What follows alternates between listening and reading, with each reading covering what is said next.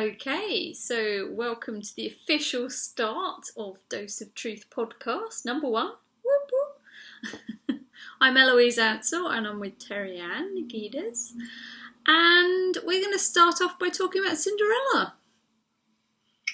That's right. Now, are we doing the Disney version or the original version or a mix? Well, it'll come out the way it comes out, right? So I'll just start by telling you a story. So, are you sitting comfortably? Then we'll begin. Yeah, sit comfortably, listen to the story, and you'll see what comes up for you as we go along. So Cinderella is at the deathbed of her mother, and as her mother's dying, she says to Cinderella, "Be good and pious, and I will always look after you." And her mother dies. And eventually, her dad, her father, marries another woman and brings this woman into the home with her 2 daughters. And the 2 daughters are very beautiful, but very evil inside. So between the stepmother and the daughters, they abuse Cinderella. They remove her clothing and put old rags on her. They get her to do all the work in the house.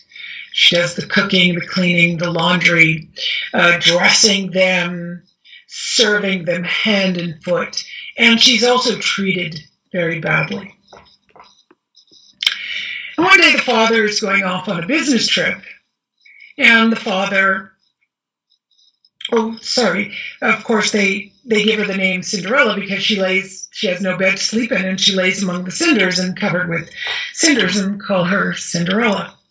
And the father goes off one day and asks all the daughters, "What would you like as a gift?" One of the daughters says, "Lots of beautiful dresses." And the second daughter says, "Jewelry and precious necklaces and all that kind of stuff." And he says, "And you, Cinderella." And he calls her by the name she's been given. And she says, "I'd like a twig on the first branch of a tree that touches your hat." And the father goes off. And Cinderella is still working and doing everything the sisters command, and the father comes home and gives the dresses and the jewels and brings the twig to Cinderella. And Cinderella takes the twig and goes to her mother's grave, which she does every day, and plants the twig, and the twig grows into this beautiful tree. And every time she asks for something, she's given it. Whatever she asks for, she's given. So time goes by. She's still badly treated, but does everything she's told. And one day the prince asks all of the beautiful maidens in the whole kingdom, everybody, to come to his ball. And the reason being is that his parents want him to marry. And he hasn't chosen someone they've selected. He wants to choose his own bride. So it comes to the day of the ball. And Cinderella wants to go. And she begs her stepmother to go. And her stepmother says, "Certainly, as long as you finish all your chores and find something to wear." And Cinderella, they pile on all the chores, and Cinderella does all of the chores. Everything's completed, and they say, "Well, now you need a dress." And she goes off and puts together her own dress from an old dress her mother had. And finally, the stepmother sees, wow, she's done all her chores, and she's got a dress. So she goes over and rips the dress.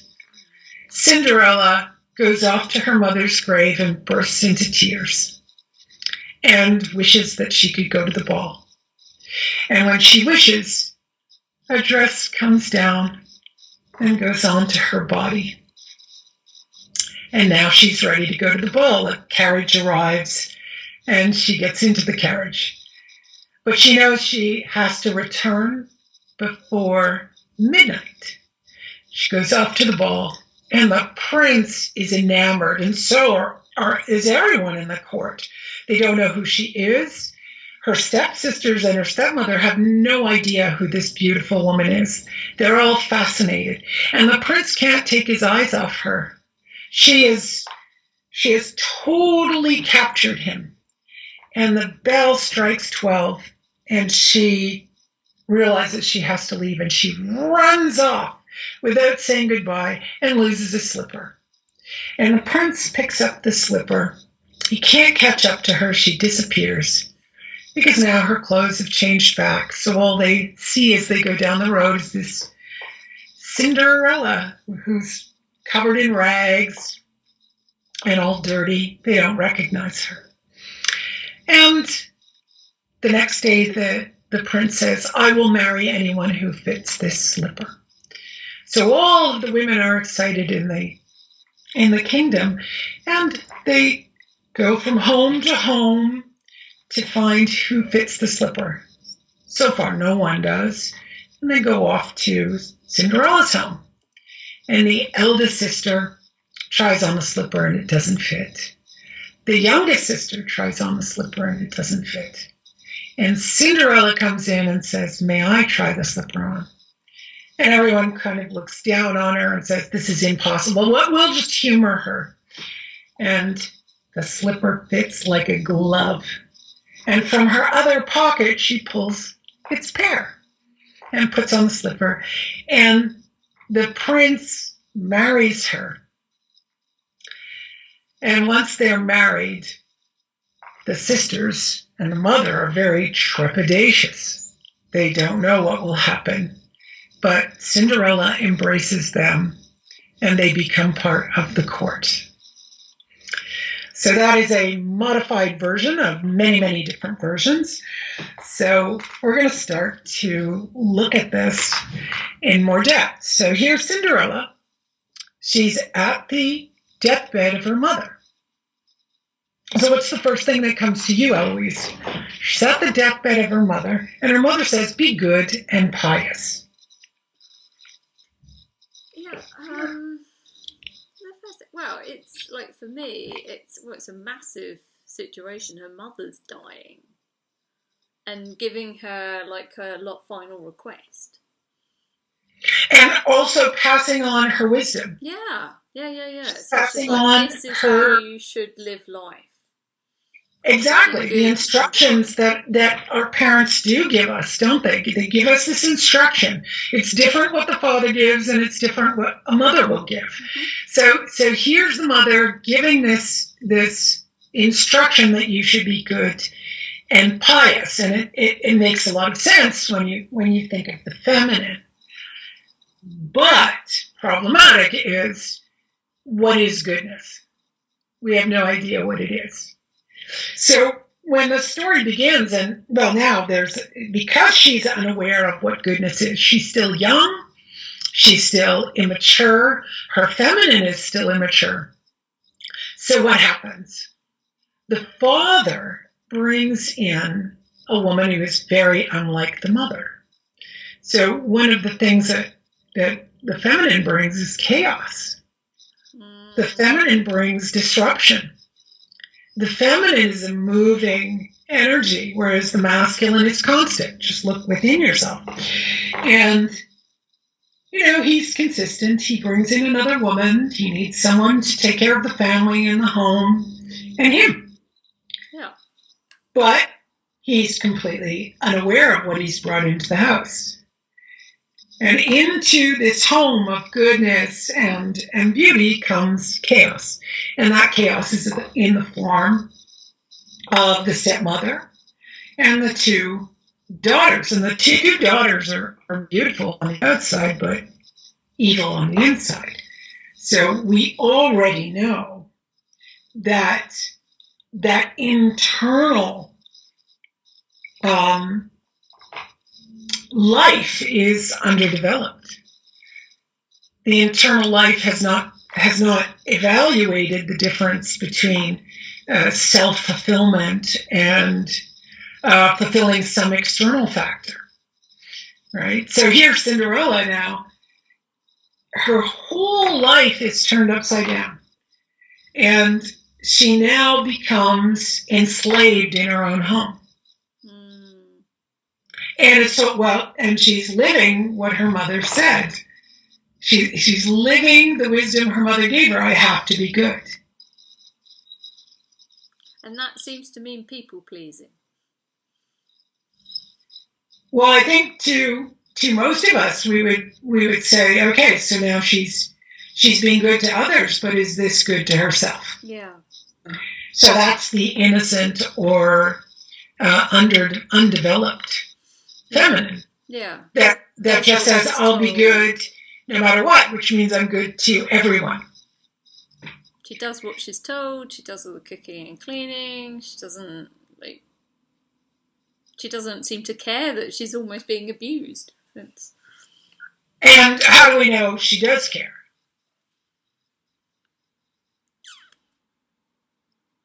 Well, it does feel in a way like she does want to escape in the end, as she matures in the story. Well, don't jump, because you can add concepts that aren't there. So one of the character traits that we notice about her is that when he asks all three girls what they want, most of them want adornments, and Cinderella asks for a twig. So the first twig that touches his hat on his way home from work.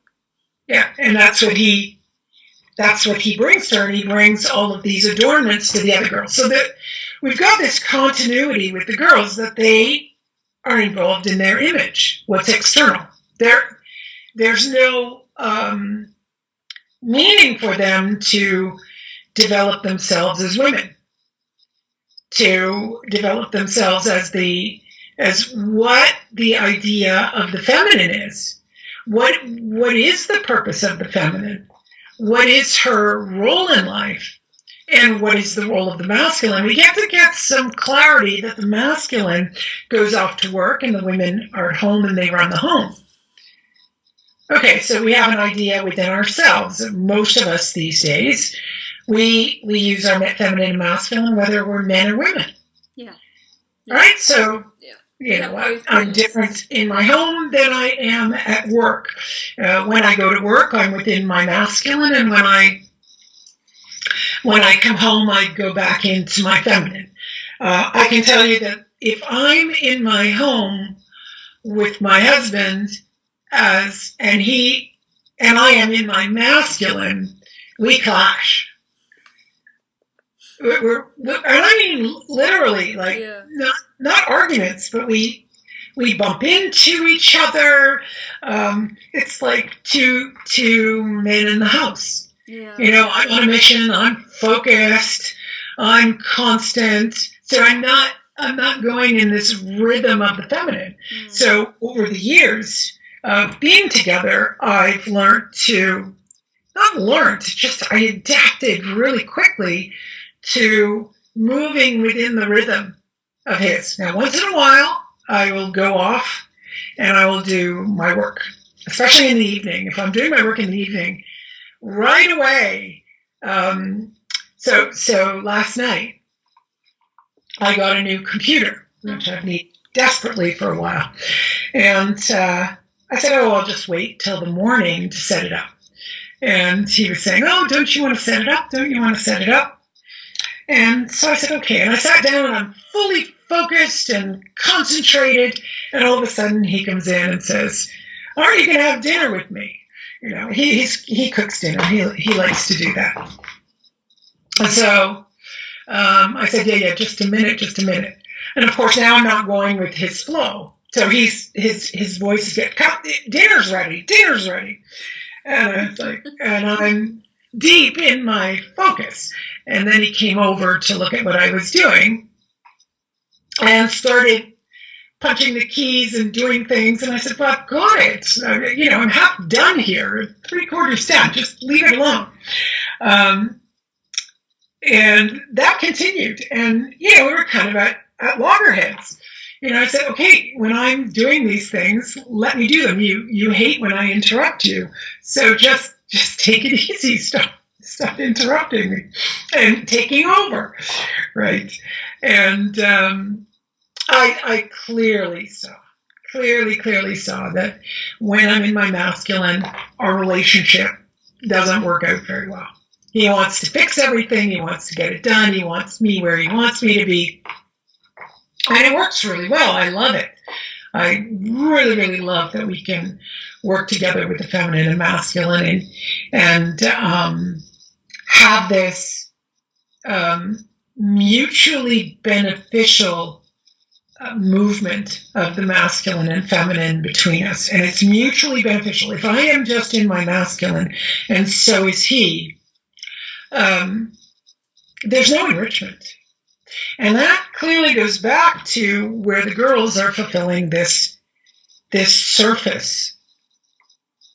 They want the jewels, they want to enhance the image without going inside. And Cinderella's asked for something that is so connected to her father's journey. It's not like just go out and do something for me. That's the same kind of thing as I see with my relationship. It's not that I'm a lot of people say, but you're giving up something. But no, I'm actually going into a place where I am completely enriched. Whereas if I stay in the other mode, apart from my work hours, we're separate, we're distanced, we're not connected. So it's not enriching at all, unless I really, really have to do something and I need to do it while we're in our home life, let's say. When we're both in work mode, we have no problem. We can both be working in the same room, working in our offices, and we have no problem.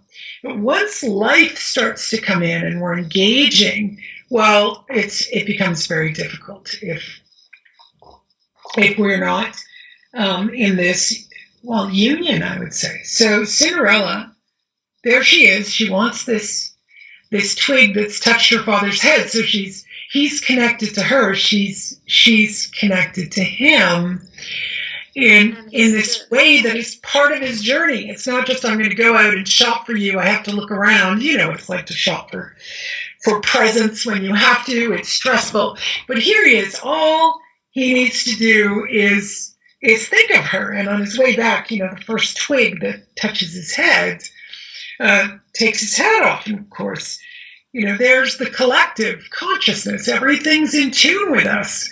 Everything is there supporting us. So the whole energy becomes greater than this very contracted energy. And contraction is feminine, expansion is masculine. So this contraction that occurs to go off and buy these physical things for the girls who want to adorn the physical. It's as though, the more I make my image look better, the better I am. And Cinderella's going deeper and deeper into the maturation of her feminine, right? So, and then she plants the twig and it grows into a tree. So there's obviously continuity. What does that tell us? Well, I'm sure all of you can sit down and think, when you want something and you buy it, how long does it remain meaningful to you? Not very much. No. Most people, it's like, okay, I got it now, next. It doesn't remain meaningful. But here she is with this twig that's grown into a tree and it becomes meaningful. So it seems to me that, it tells us when you have meaning, then life flourishes. Yeah. So it's the same as my story that I'm telling you, that when there's meaning, it flourishes. There's no meaning for me to sit and keep, getting my computer to work. The meaning is in my engagement in my partner. That's what makes it possible for me to go to work. That's what makes me enthusiastic about my work and fully engaged. So you can think of times in your life where these things occur. And then she finds out that when she asks the tree for something, she's granted it. Oh, okay. right? So the tree's like a fairy godmother. Yes, it acts as the fairy godmother. So the fulfillment of all of this is so complex, because once we realize and we're acting out our goodness and understanding it, there are our goodness. I mean morality, right? Because you need to discover what is moral and what is it like to be good. You can't just say you're good. No, you have to act it. You have to act it, but you also have to know what malevolence is. Right? At any time, Cinderella could have lashed back at her sisters. She could have told her father. She could have complained. She could have, wreaked her own chaos. She could have, destroyed all their clothes. And there's so many things she could have done, but she doesn't. Well, what does that tell us? Pardon? Because she doesn't think it would be good. Well, I don't think it's that superficial. I think if you take Cinderella as a two-dimensional character, it's because I think it. No, she's experiencing real evil coming at her. Very terrible people. Now, what happens to most of us when we experience terrible people? We become resentful. We still act in a good way, but there's a lot of resentment. Yeah. And that resentment brews within, and you do things, and you say, I didn't, the only reason I did that is because my stepsisters are evil.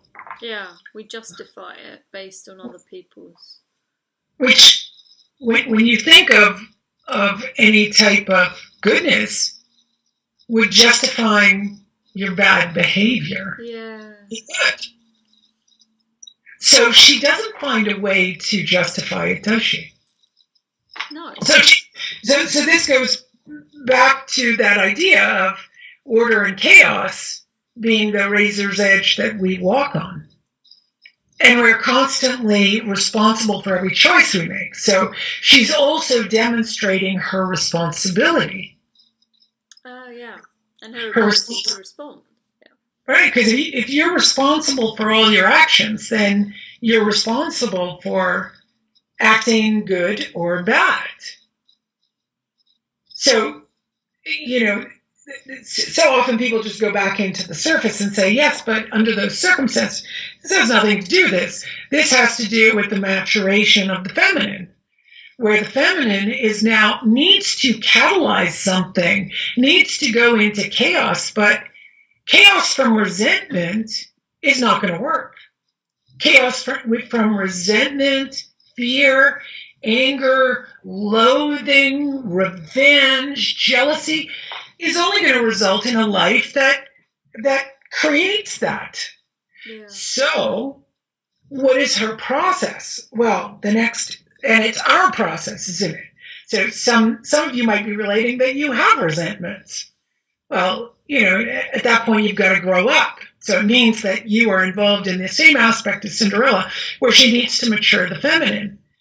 She doesn't know how to, but she certainly doesn't choose to be irresponsible for her feelings and actions and to go directly into resentment. She goes straight into, no, I will behave well. And one of the things I didn't mention in the story, she would cry every day at the grave. So it wasn't as though she was immune to feeling bad. She wasn't immune to the sadness. She wasn't immune to her experience with her stepsisters. She was not. Yeah. She was completely aware. She wasn't taking the abuse, or whatever we want to call it, without it affecting her. Exactly. She was still feeling it. She has an effect. So she knows chaos has come into her life. She's completely aware of that. You know that through her wishes. Yeah. She wishes for things and they come true, that we know she's suffering because she goes to her mother's grave and cries, and that she asks for wishes. But she never wishes for everyone to go away and leave her alone. Pardon me? She never wishes for everyone to go away and leave her alone. No, she doesn't. She has no, nothing that rises from resentment. But what does rise for Cinderella? The chaos that she brings to the table is to ask to go to the ball. Yeah. So she's no pushover. No. She's not a pushover. No, she's working within herself and the maturation of her feminine, and she enacts her masculine by speaking out that she wants to go to the ball. She's laughed at, she's humiliated. It doesn't matter. She's begging to go to the ball. This is like a teenager individuating in the family, asking for things they've never asked for before. So she's cracking the surface. Even though she gets a no, she has done the most powerful thing, is to ask. So no resentment, no evil. She's not fighting evil with evil. She's fighting using good to fight evil. Yeah, right? These are heroic art. These are heroic archetypal patterns that we look at all the time. We look at good and we want it to overcome evil. We look at good and say it's going to overcome evil. Well, why does it? Because it goes a completely different place. It's not a reaction. So if somebody was bad to me, I get to be bad back and I get to justify it. Someone's awful to me and my immaturity, my ignorance, my blindness says I'm just going to be terrible. I'm just going to be a terrible, terrible human being. No, she's actually in the deepest form of conflict. That's where the tears tell us she's in such deep conflict on what exactly she needs to do to mature her masculine and feminine. I'm not saying she's thinking about it, but you understanding that she's more in a feminine role right now, but has to rise up and mature in a way that her mother wasn't able to teach her. Yeah. Her mother didn't have the chaos come into her home where evil came in, but had enough of insight to say, be good and pious. And now, here's Cinderella dealing with evil in her own life and does not choose to become evil. Yeah. She can't. She can choose any time to be evil, but her choice is always to remain pious and good. So, if you even consider for a moment, is Cinderella struggling? Of course she is.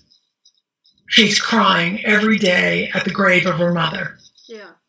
She is struggling. She's grieving for what was. And grieving for what is. Yeah. There's grieving for what is that's going on. It's tragic what's going on. And her dilemma is huge. How easy is it to just go into resentment? Anyone who's got kids who are not developing the feminine and masculine, not developing their own sense of what good and evil is because possibly the parents don't allow it. Of course, we don't put blame on anyone because the parents were treated so, we could say that the stepmother was treated badly and trained a certain way, and then she passes on to her daughters this malevolence. Okay, that's possible, but in Cinderella we see that her own sense of self and her own the wisdom that came down from her mother says, no, there has to be a better way to exist in this world despite evil, because you're going to meet evil on the road. Yeah, you're not going to have a life where nothing happens. Exactly, you're going to, and you could categorize that as meeting eventual suffering. Yeah. Some people might say, I don't suffer, I have a great life. Well, yeah, you don't suffer, but if you escape suffering in this lifetime, you're super lucky. But you will end in death. And if people you love will die around you. That is one form of suffering. The possibility of someone getting sick or hurt or having a difficult life. I mean, inevitably there will be suffering. And yeah, we just can't escape it. So knowing that there is always suffering, or inevitable suffering, and that life, of course, isn't fair. You're born with that over your head. You're born, you know you're going to die. Well, it's not fair. Yeah. It's not fair. It's not fair. It's not fair I'm aging. It's not fair I'm going to die. It's not fair. It's not fair getting sick. It's not fair getting older. No, it's not fair. Yeah, and that's what life is about. This idea that life can be fair and people should be just is such a delusional belief system. Yep. Now that's not to say that you're running around the world. There's especially as North Americans. I know you're in Europe, but Europeans and North Americans, we have had the beautiful gift that we can trust each other. It's not a wild kingdom. Every time I went to live in other countries, I went to live in Greece and I went to live in France, and it was so strange to come up with belief systems that were, and these are cultural and political belief systems where everything I said was, you can't do that. You can't do that. And I sat there and I said, of course I can. I'll find a way.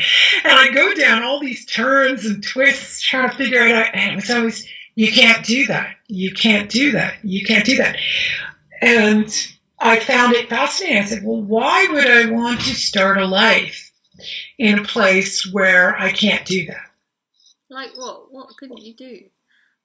Oh, I wanted to rent an apartment. Oh. And, you can't do that. You need this money because you need a whole year prepaid. I was like, well, yeah, you're right. I can't do that. I don't have that kind of money. Okay. Is there another way? We'll sublet from someone and you go to them. It's like, you can't do that. And it was just for me, the impact was, well, I guess if I lived under this system, I'd figure out a way, but I don't want to stay here like this. Especially with the ideas that I had for my future.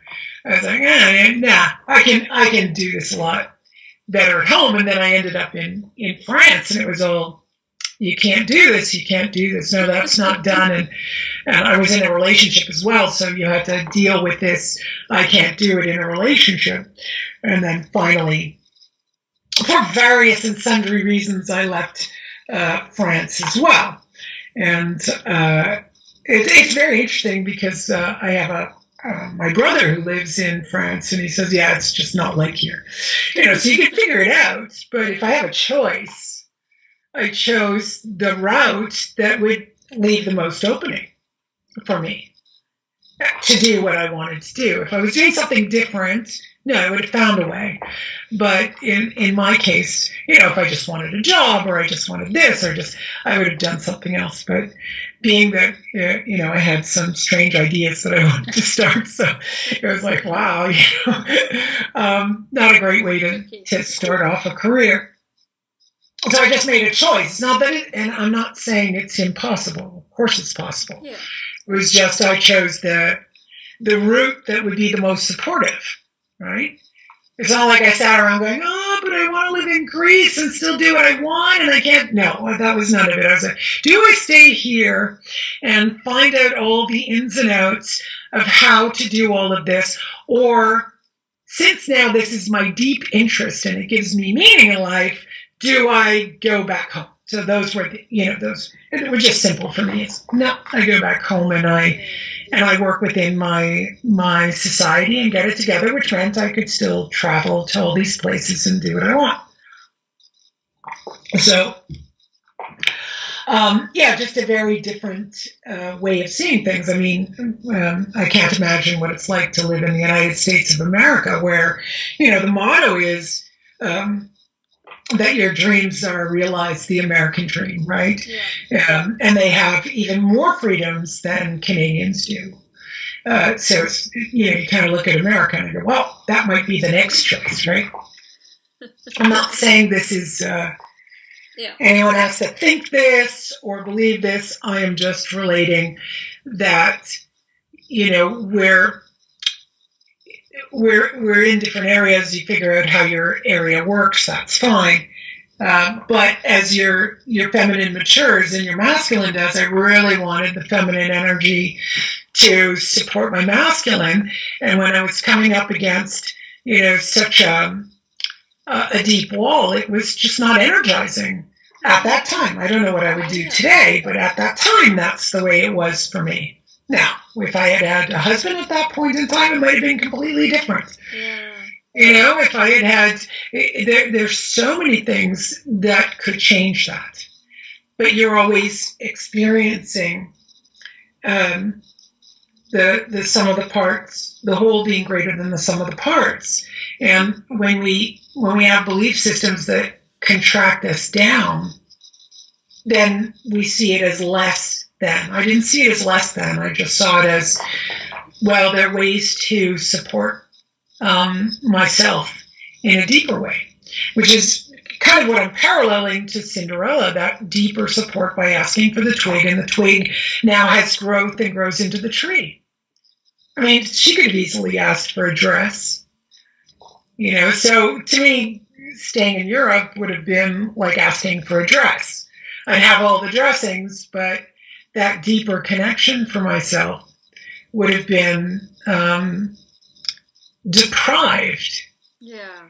There would have been this energy that I would have used to do something that, well, quite frankly, I had no interest in.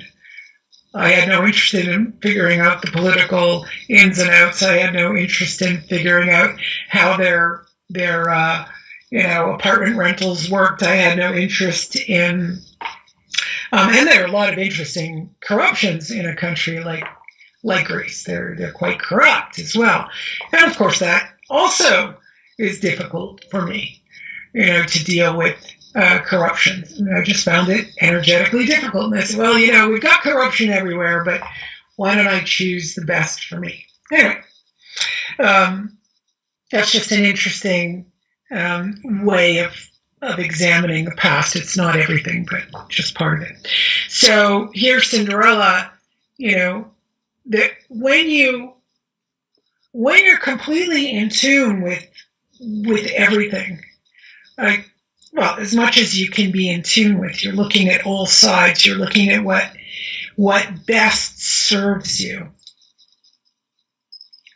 or you have this realization. So you could say that, when I was in Europe, my realization was, hey, I want something that supports me in a deep way. So I see that the same as Cinderella. I want the twig, which is going to support me in a deep way. I know I'm going to bury this twig and it's going to grow. So she finds something deeply supportive. That's very, very feminine. That's where the feminine goes out into the masculine. So even what she asks her father, and that her father's on the journey coming back, right? This is, and really visualize this as the journey of your own masculine and feminine. You could say when I was off doing this, I could have gotten my masculine to do all the little things it needed to do. But my feminine kept saying, hey, don't you just want, aren't you, I guess the question that was the best was, don't you want to do the thing you want to do, or is living here more important? Yeah. And I just went, well, no, the thing I want to do has now become what gives me the deepest meaning. I had thought when I went there that the deepest meaning would be living in Greece. When I went to France, I thought the deepest meaning was the relationship with the guy I was with. Yeah. And those things fizzled out, where this work I wanted to do, I wanted to share with the world and teach and do healing work, became more meaningful than any of those other superficial things. They became superficial. They didn't have deep meaning. So here she is connected to this deep meaning within her that allows something to grow. I see that in my life as I wanted something something to grow, which gave me so much more meaning and ultimately pleasure than I'm just going to live in this country. Yeah. I'm going to be with this man. Right? There was the deeper meaning for me.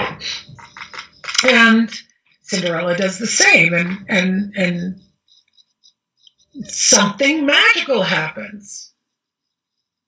And this is what I'm finding hard right now to illustrate, is that the moment I understood that the most important thing to me is what gave me meaning versus the country I lived in, or the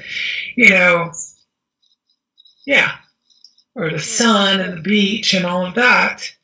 The moment I realized, wow, this is what inspires me, this is what brings enthusiasm and full engagement in life, I had a transmutation. There was no conflict leaving. Yeah.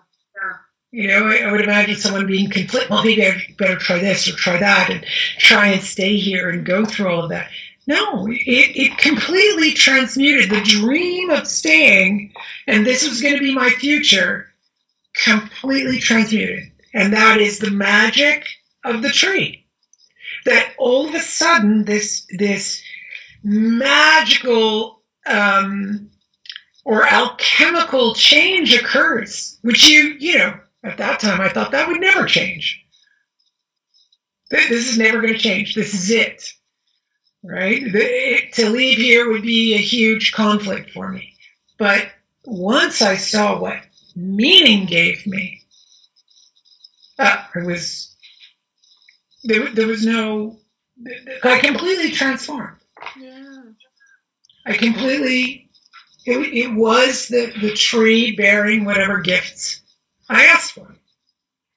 And then, take a little breath. So Cinderella then she asks to go to the ball. So this is a point in life where the child or the teenager asks something very different, or a husband and wife are together and they ask something they never asked for. This is the courage that rises. So here's the courage. She's not whining or complaining. She's begging, but the begging is almost like the erosion of a mountain, where she's really, really setting into motion that I want to go. I really want to go to the ball. And she's told no. She's given more and more chores, the impossible Sisyphean tasks, but she actually completes them. And the resentment, malevolence of the stepmother, the stepmother obviously knows she's beautiful and obviously knows she's competition for her daughter, so she in no way wants Cinderella to go to the ball, and ultimately shreds her dress. Nice. But the asking has already created an alchemical experience. So when she gets to the tree, she asks again, but the alchemy has already occurred. It's like a person who wants a raise at their job and finally gets up and goes to the boss and has a negotiation about the raise. Well, magic happens. Now, some people get fired, of course. Yeah, some people are told no. Well, what would you say happens then? It's quite obvious that when someone gets fired, the company can't afford you, and whatever you bring to the company is not enough. Yeah, it's clear. If you're being fired, it's not just because you asked for more money. I've never had the experience where you ask for more money from a company when you're doing your job and you're doing it really well and you're benefiting the company, that they're going to refuse you. As a matter of fact, the company I worked for many years ago, I said I resigned, and I was asked, I was given 3 separate price increases, so double my salary, triple my salary, and then quadruple my salary, and I still said no. And I was called in by the supervisor, and he sat me down. He said, "What's going to take for you to stay?" Yeah. And I just said no. I was a bit rude. I said, "Look, I feel awful taking your money. I think it's horrible. I'm sorry, but a monkey can do the job." And he said to me, "We're going to find you something. If you would just hold off, we can find you something. We'll get you another position." And I just kept saying no. I had already created a new business to go into, so I was just about to go off and save the world from garbage, which I ended up doing. But I never saved the world from garbage. Nobody would listen to me at the time. And now everyone's up in arms, which I kind of laugh about. Now it's, well, 30 years ago, I offered it, but nobody listened. So I sat down and he said, you don't know what you're worth. Yeah. And I went, what? What do you mean I don't know what I'm worth? And he said, well, we have all the records of your ins and outs of the company. And in your first couple of months, you came in at, I think 6 a.m. to 8 a.m., all different, times. I said, well, I hadn't been trained for the job and you were paying me. I had to learn it. I had to figure it out. And he was just shaking his head going, like, you're an improbable person, right? You're an improbable individual. And I was like, what's the problem? He said, nobody does that. People get paid for being trained. They sit around while they're being trained. They don't get up and try to figure out the job. I've never met anyone who would get up and figure out the job and give extra hours. I gave 3, maybe 5 hours extra a day. And as far as I was concerned, those 10, 12 hours I was working, I still shouldn't have been paid because I didn't know the job. So it's gross. You're paying me and I don't know the job. And the second thing that he said was, we offered you courses and you have to sign a piece of paper that said you're not going to ask for any money. And I said, well, yeah, I signed the paper. And besides, I was so excited you were giving me free computer courses. I was just looking forward to it. I'd pay for courses all the time. The minute I quit school, I went back to school. I kept taking classes. And he said, yeah, you're the only one. I said, but they've signed. Yeah, everybody signed, but they still ask for money. They still complain and whine that they're coming in on the weekend. I was like, oh. Anyway, that was, part of the discussion that went on. And it was then that I realized that, there was a morality in me. It wasn't to be good. It wasn't to please them. It was responsibility for myself. And the responsibility for myself, once you have a deep responsibility to yourself, you end up having a responsibility to the group, to the whole. This might be difficult for people to understand, but when you realize you're completely responsible for yourself, you will be responsible for the whole. But when you don't have responsibility to yourself, you don't see the whole. You see the whole as taking, which I think is exactly. Yeah. Well, I've been trying to figure this out for a long time, and this is exactly what Cinderella is doing. Yeah. She's responsible to herself and is responsible to the whole family. Now, so I went into this company and worked overtime. That means other people got more money for doing less. I don't care. I don't care that they got money for doing less. It's not my concern. My concern is for the whole, and that it continues receiving money. And of course, the magic occurred. Magic. I was offered 4 to 5 times my salary with, promises to move up, and I knew that they were paid very well in this company. Of course, maybe you'd call me an idiot that I actually left. Maybe I should have stayed.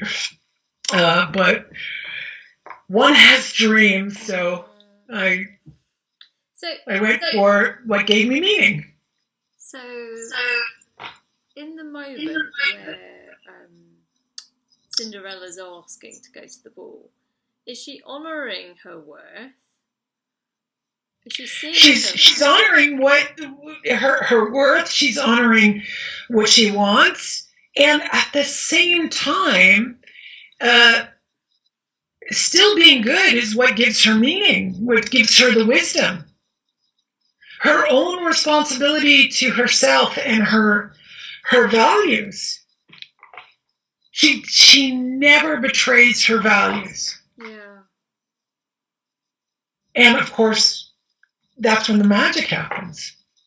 And so one of the biggest lessons from fairy tales, Bible stories, mythology is the betrayal of your own value. Yeah. And how do you know that responsibility is a value that you have? How do you know that? What, me personally, or? Yeah, just to help the crowd out so the question goes out. Well, for me, it's all about ability to respond, and I do. For me, for my clients, I'm totally responsible. Not for them, but I'm responsible in my getting back to them and doing my job in terms of. So what happens when someone in your life is irresponsible? What ensues? How do I feel, or what? No, what ensues? Whether it's combination of things. When someone is irresponsible in your life. Yeah. Then, so I'm thinking of an example. I would normally say something. Okay, so you would say something, but when someone is irresponsible, doesn't it break apart the relationship? Yeah. Doesn't it start to erode the value? What are you doing? Yeah, in my head. Well, also, if they're irresponsible, highly likely they'll make you responsible. Yes, yeah, and that's normally where the bit comes in. That's what ensues. So you're experiencing the resentment of the other. Yep. And you experience that resentment, well, at least I do, as malevolence. The opposite of good. So when you look at that, if someone is irresponsible, let's say they blame you for something. Yeah. And they're not taking any form of responsibility. And they're angry with you and resentful of you and jealous of you. This malevolence starts to rise. And if you stay in a relationship with that person, you're going to be in a lot of trouble. They're going to keep blaming you, and let's say you're trying to fix it. Well, if you're trying to fix it, you've gone down this chaotic tunnel. And you can't get back into order, because the moment someone is irresponsible, then you are no longer responsible to yourself. So your first answer, I'm responsible to myself. So I know responsibility is a virtue, not just because I think of it, because I know what happens when someone's irresponsible. So I know that it's actually based in resentment and malevolence. So that's chaos, that's turmoil. There's no way that's going to be a virtue if I followed that line of reasoning. Mm. So it's a way for each of us to discover whether responsibility is a virtue or not. So Cinderella, despite the malevolence of her sister, she doesn't go down that road. She continues on the road that she knows is responsible to herself, responsible to the wisdom, and has to figure out something completely different, which is, I'm asking to go to the ball. And that is her moment of the raising of the immature feminine to a mature level. right? She's maturing the feminine. It's like, I'm not going to become malevolent. I'm being good, but something else has to happen, which is I have to ask. So the feminine is saying you have to ask, and her masculine speaks it. She actually acts it out through the masculine. And now, when you take responsibility and take practical action, it doesn't mean you're going to get what you want. But something is going to change. So they don't give her what she wants. But magic occurs. Yeah. You don't know what that is. But in Cinderella's case, she gets a dress. You get what you need, not what you want. Which may be the same thing. Well, we have to go into analysis of need and want. But in this case, this is the most basic foundation of humans as children, is to individuate. Yeah. We have to individuate or we'll be crippled. So that the lioness teaches her cubs to hunt. If she doesn't do that, they are crippled, they will die. Or she has to feed them, which means there's a high risk that while she's hunting, the cubs will be killed for meat as well. Yeah. The eagle in the nest, in the eyrie, in their arete, it's called, right? She eventually pushes the eaglets out of the nest. Yeah. Now, there's a risk in doing that. They may not fly, but she has to do it. Yeah. Otherwise, she can't keep feeding them as they grow. They will be totally codependent, and they will not reach their own maturity, individuation to become autonomous and go off and hunt for themselves and propagate the species. I mean, if all eagles stopped doing that, the eagle population would die. Yeah. Right? And it's the same for us humans. If we don't individuate, we become dependent on everyone else. We blame everyone else. We're resentful of everyone else. This resentment just grows and grows because we haven't. There are those qualities of, maturation, individuation, autonomy to make your own choices, and be responsible for yourself, which means in so many ways that responsibility, like the story I told you about the company where my responsibility was to myself, but I could not see responsibility to myself as the sole outcome. I needed to be responsible to the company. I didn't sit around saying I'm responsible to the company all day long. But, if I want my job to continue and the job to flourish and the company to flourish, so ultimately I get my responsibility to all of this allows growth. Yeah. The twig. So again, we go back to the girls ask for things that just take out of the company. So I want money for training. No, you need training because you're updating yourself so that you're better for the company, which is better for you and better for your family. Yeah. But no, you're taking advantage of me. I'm a resentful, jealous, chaotic person who doesn't understand that responsibility goes way beyond the self. And it does because you're responsible to yourself. Because you know exactly what you need to function. If you think that, if you're not responsible for your body and all the cells in your body in some way, you're going to cause chaos and die. Now, if you're the breadwinner in the family and you don't take care of yourself, well, what's going to happen? Well, your family's not going to survive. Yeah. They're going to have to rely on the government. The wife has to go to work. The kids have to go to daycare.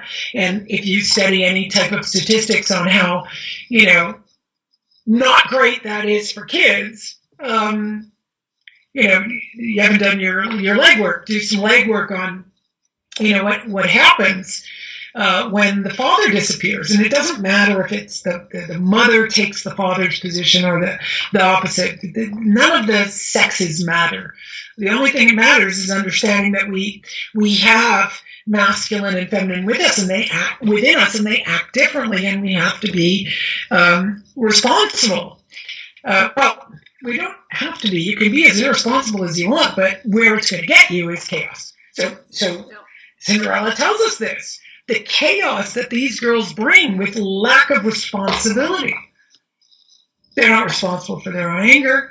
They're not responsible for their own malevolence. They're not responsible for their superficiality. They're not responsible for this fake image they're trying to create on the exterior to hide the evilness within. They're not taking responsibility for the evilness within.